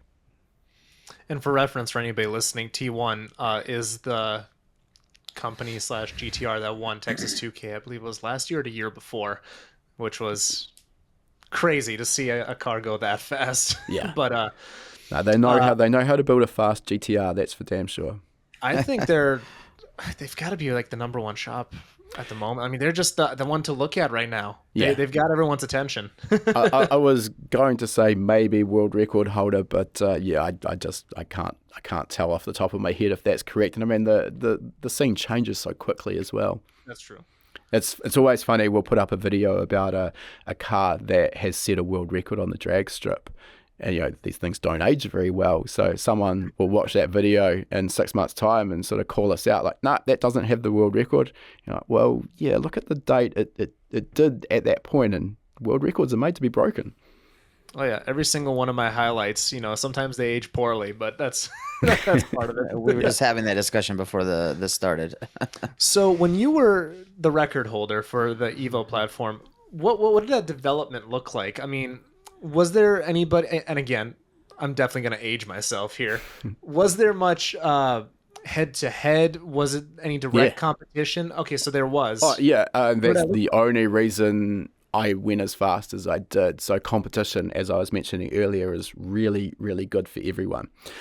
So, I mean, at the time I was getting involved, and while it wasn't directly comparable, John Shepherd in the US was the gold standard with his Talon Eclipse, and I think he'd gone into the high sevens. I think he was just in another league. There was nothing that came close. And I just wanted to run into the tens, but I did that on my second pass, and it's like, oh, cool, now what? But in New Zealand, we had three of us with Evos who were competing. We had a guy called Zoheb. We had another guy called Brett Lasang. Brett Lasang was actually the first to run a 10-second pass in a four-wheel drive here in New Zealand. And two of them, the other two were based up in the biggest city of New Zealand, Auckland, which was a long way from me. I was in Wellington, other end of the island, about an 8-hour drive away. And, you know, some weekends they would go to a drag strip up there called Mary. They'd have a Friday night drag wars, and one of them would break our own internal record. He'd go a bit quicker. And then maybe on Saturday, I'd go to our drag strip locally, and then I'd break his record. So we're sort of always trading records, but, you know, it just drove all of us to go that much faster. Then there was also APC over in Australia. There's actually a couple of guys over in Australia. And APC ended up taking my record in the end. I can't quite remember how fast Nick went. But yeah, absolutely, it really drove us. The development of that car was pretty dumb, if I was honest. I mean, the reason I got into drag racing wasn't so much because I liked drag racing. For me, you know, first and foremost, I'm an engine builder and a tuner. And the dyno is obviously a great way of figuring out how well you did with both of those elements. But we all know that dyno numbers kind of get thrown around and, you know, kind of a little bit meaningless, and some of them are sort of bolstered up a little bit and maybe a little bit hard to believe. When you take your car to the drag strip, the dyno doesn't matter. The ET and mile an hour will tell you everything you need to know about how well you really did. The other thing I like about drag racing as I got into it is that you can compare yourself on a world stage. So, you know, I go and do a lap around our local racetrack here, Highlands Motorsport Park, and I tell you I did a minute 38. You know, who cares? Whatever. I mean, is that fast? You don't know. So it's very hard for people to kind of relate to that. But, you know, 13, 20 feet's the same here as it is in Texas, as the UK, wherever. So we can compare these times. So that's what I really liked about it. When we were developing the car, though, after we sort of ran that 10 and we're like, well, what's next? Obviously, 9s. So we sort of took a bit more weight out of it. At this stage, the car's still road legal, made a little bit more power, and lo and behold, went and ran a 988, I think it was. Obviously, then the next target's the 8s, and obviously you sort of get to this sort of exponential growth in terms of cost and power that you need to make at each point, and you start making more power and put stickier slicks on the car, and you start breaking more and more drivetrain components. You know, we've got a gearbox and diff and transfer case that was designed to take 300 horsepower, and now we're putting probably closer to 1,1400 through it. It's obviously a limit there. I think the mistake that I made was trying to always make as much power as I could. And, you know, again, tuner and engine builder, that's sort of ticking the box for me in terms of, yep, I did a great job. But what it did was it made the car very, very difficult to get it off the line. It would either bog or it would light up in wheel spin. So, you know, we had terrible 60 foots in that car. And there's a general rule of thumb in drag racing that every tenth of a second you can gain to the 60 is going to be 2 tenths at the end of the track. So that's the place, that's the easy, low-hanging fruit in terms of getting better ETs. And we just never did. Even on its very best 8.2 pass, I think that was like a 134, 138, 60 foot. It's pretty disgusting. And then the flip side of that, we built a Evo 9 for a customer who wanted to take down the late model Evo world record, which at the time was held by, I think it was AMS in the US with a 8.42. And with that one, we sort of did our sums and decided that we probably needed about 1,000 wheel horsepower. Car could have made more, but we capped it. We thought, let's just make what we need and then focus on getting everything else working. And we worked really, really hard on getting that car to 60 foot. I mean, it would do consistent 1.26s, which, I mean, these days is probably not amazing, but still pretty good. And, it went in the end 834 at 169 mile an hour. So, the mile an hour kind of shows you that car 169 versus my car at 180. The car definitely wasn't making the power of mine, but it wasn't too far behind on ET, all things considered. The other benefit, because we weren't pushing the thing so hard, the engine reliability, the drivetrain reliability was just that much higher as well, which then meant that the car could go and do laps. The driver got more experience. We got more experience with dialing it in and tuning it. So it just all worked together to give us a really good result, which was super satisfying.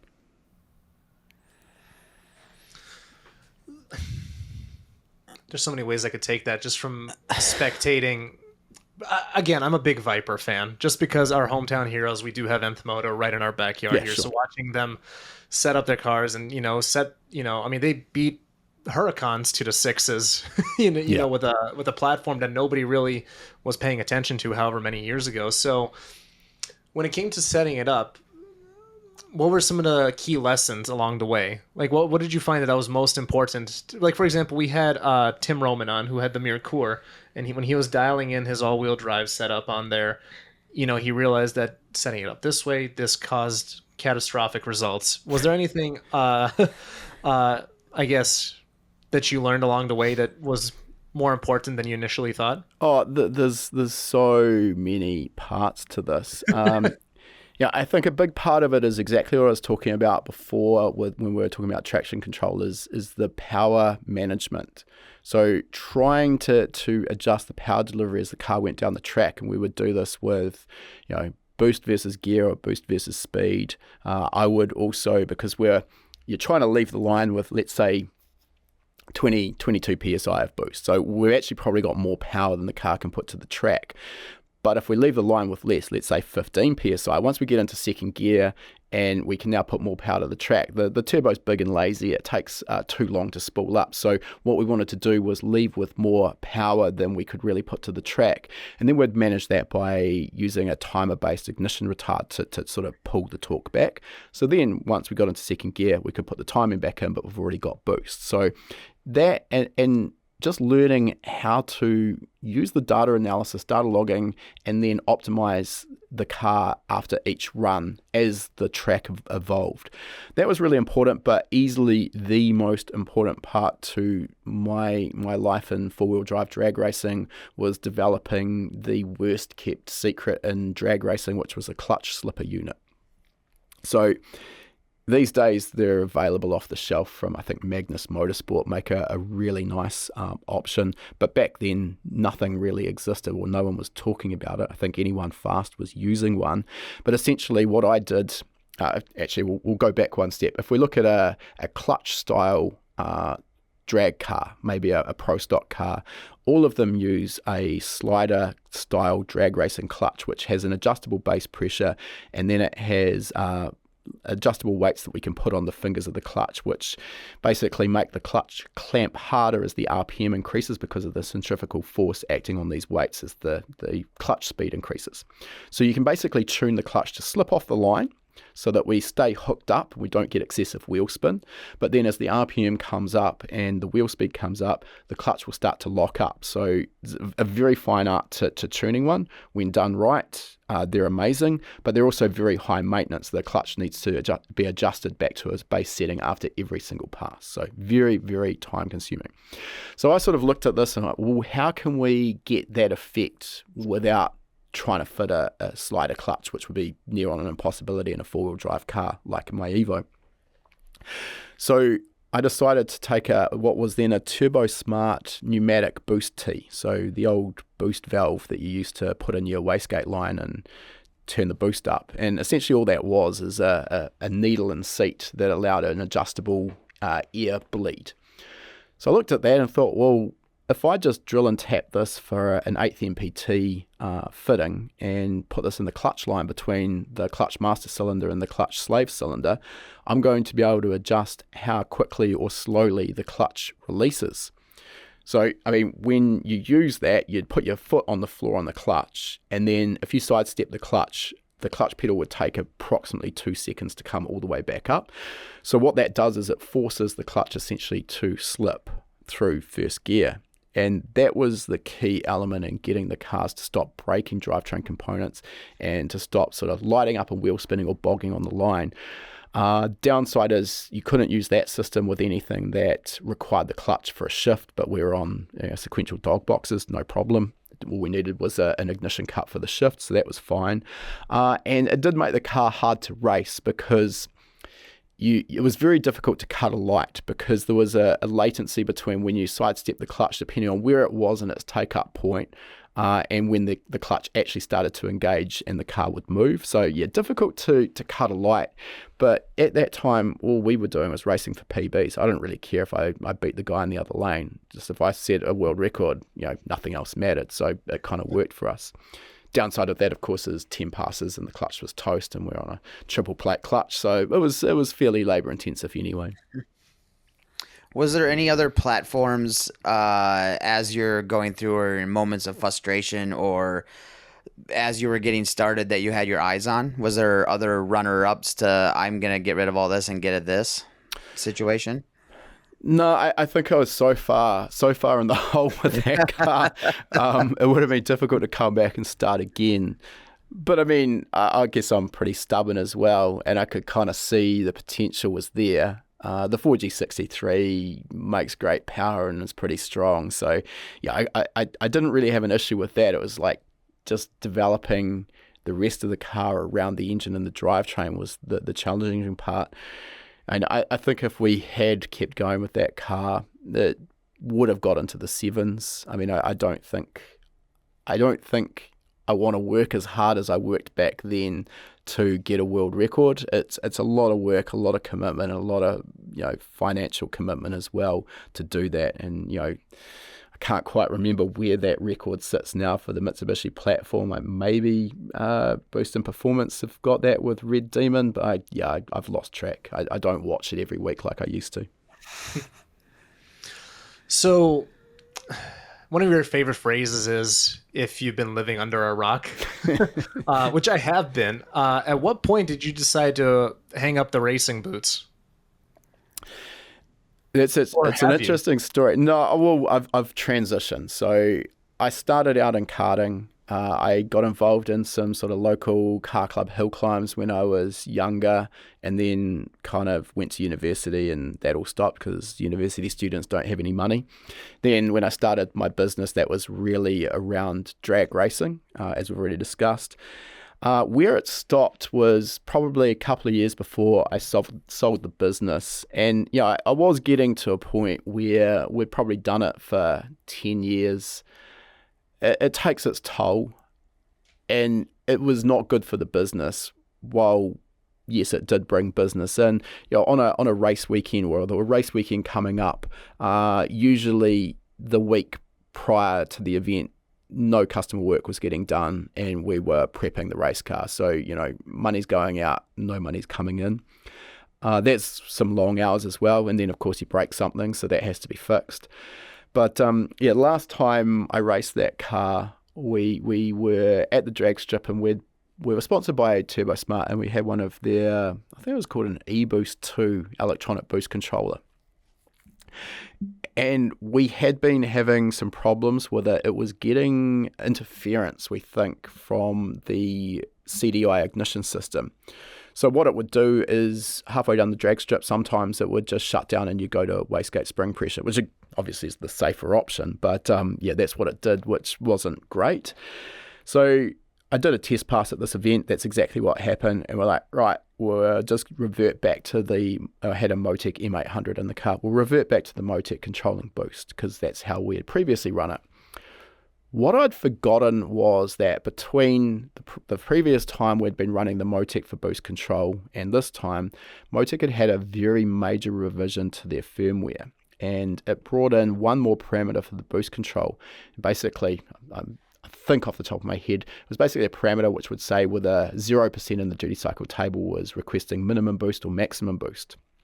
And we hadn't run that, so that was incorrectly set. So we put the Motec back in control of boost, and I asked for just a modest amount of boost just to go and make sure the systems were all working. Wasn't really running it on kill. I left the line. The car hooked up really good. I thought, yep, we're on.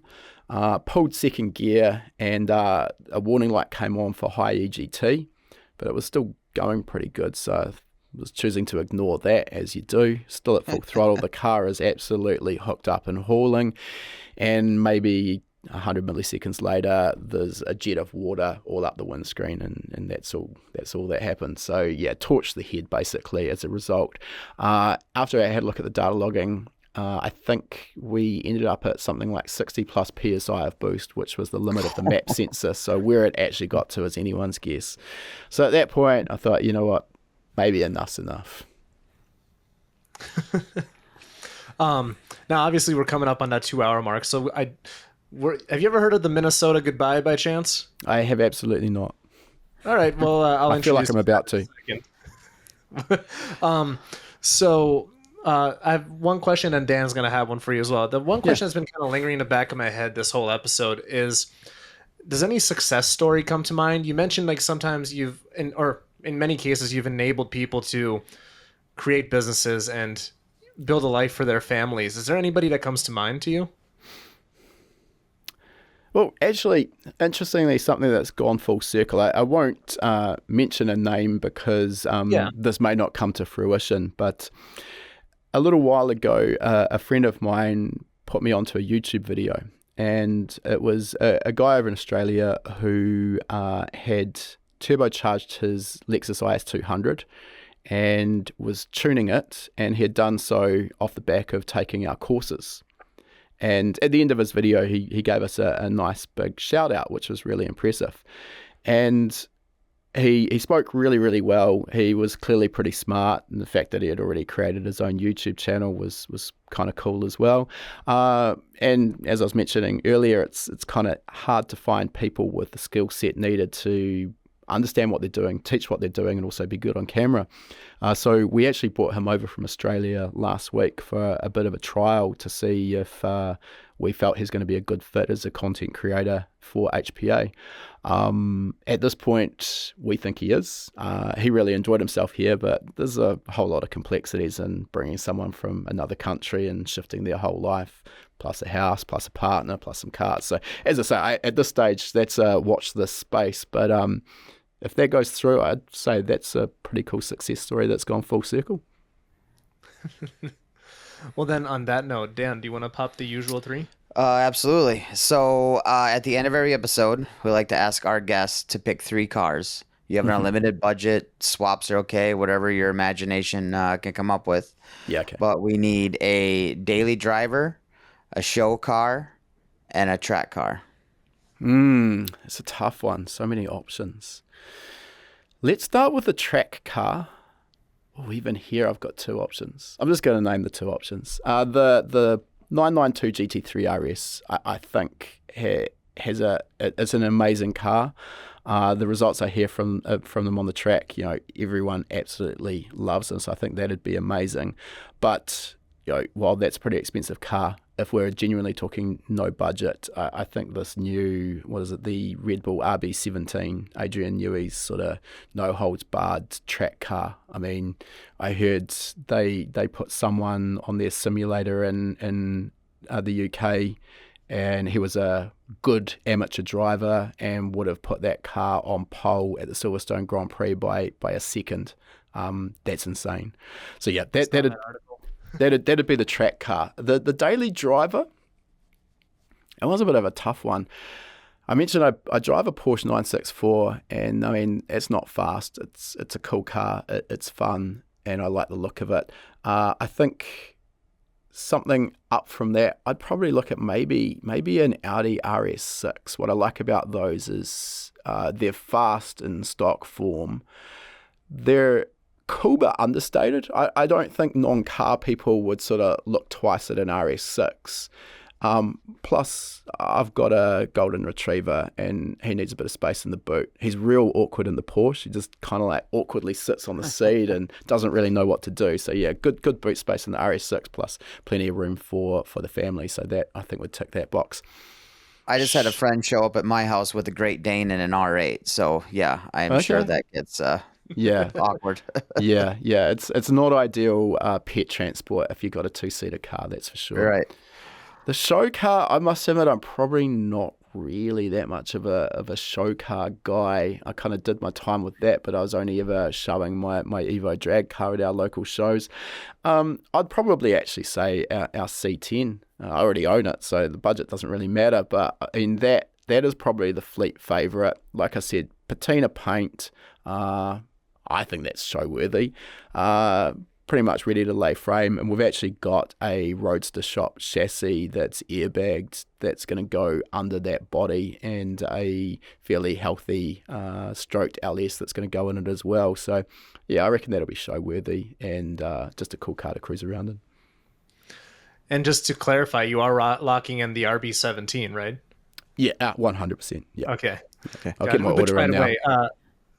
I'm going to introduce you to the Minnesota goodbye. Have you read Adrian Newey's book, How to Build a Car? I think I'm on to my 8th run through that book. It is absolutely my favourite. It's insane hearing his story from his own perspective. Okay, I'm going to have to read through it a second time. I got it a few months ago. I was like, man, this is It's a so really good. expensive book, but I have to read it. And it was worth, I mean, I think I read it in 3 or 4 days. I don't think I've ever done that since middle school. So yeah, once you pick it up, you really can't put it down. And I'm curious, again, Minnesota goodbye. I'm curious, where do you think he's going to land team-wise if he doesn't retire? Yeah, it's $1 million question, isn't it? I mean, he's pretty open in the book about his, sort of being courted by both Ferrari and Mercedes in the past. And personally, at the age he's at, with the success he's had, and no doubt the net worth he's built up, I would think that probably it might be time to hang up the drawing board and retire and just enjoy life. But I sense that he's probably not that sort of a guy. I think he's maybe still got some unfinished business. I don't know. I kind of feel like, for better or worse, Ferrari just has this weird appeal that, maybe they're not always the fastest, but all of the drivers and maybe the designers kind of want their time at the helm of Ferrari. Having said that, I think he's actually stated he's not going there, so maybe it's going to be Aston. I don't know. Yeah, Aston would be interesting because he's always wanted to work with Alonso. Obviously, he's wanted to work with Hamilton, but then you could also come full circle with Williams too. I mean, I don't know. Just this is an opinion puff piece at this point, but yeah, Williams really have got themselves into a bit of a hole that I think is going to be time-consuming and, more importantly, incredibly expensive to drag themselves out of. I hope they can come back. I mean, it's always sort of, they go in it's a cyclical nature, I think, in Formula One. You'll have a team that's absolutely at the peak of the sport, which Williams absolutely were, and then maybe they drop off a little bit. But it's also such an incredibly expensive sport as well. Getting that funding consistently, even with a budget cap, it must be so hard to navigate. On that note, when I was talking with your team, obviously, where can people find you guys? Oh, of course. We're kind of everywhere you'd expect. hpacademy.com will get you to our website. We're HPA101 on Instagram, always posting interesting stuff up there. We're on TikTok as well. And our YouTube channel, search for High Performance Academy on YouTube, and we've got an amazing amount of content on there. I kind of always say that we give away about 95% of our paid content on our YouTube channel for free. So if people want to spend a few hundred hours on there, there's some absolute gold nuggets of information in there.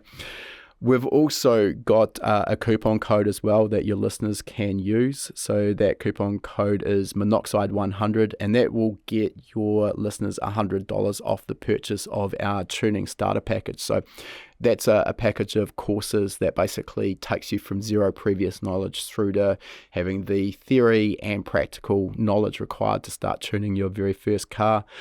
So with all of our courses as well, I kind of mentioned at the start, once you purchase, they're yours for life. You can get to rewatch them as many times as you like. But we also offer a 60-day no questions asked money back guarantee. So if someone purchases and decides, hey, you know what, this isn't quite what I expected, let us know, get a full refund of the purchase price. So absolutely zero risk giving it a test drive. And if people want to have a look and see what I personally do, I'm on Instagram, just Andre Simon. Which, by the way, I strongly, strongly, strongly urge anyone to check out the YouTube channel. I have proof if you need it. I think I have maybe 20 hours of watching it in the last 2 weeks. There you go. I think it's made me a stronger interviewer, and I do hope to see that. But and I do hope to apply that knowledge in a physical sense in the future as well. Yeah. So, I mean, thank you for everything you guys do, and thank you so much for you and your team for reaching out to getting you on the show. This has been no excellent. problem. Yeah, it's been a lot of fun. Yeah, we try. Dan, thanks for existing. And Yeah. we'll see y'all next time.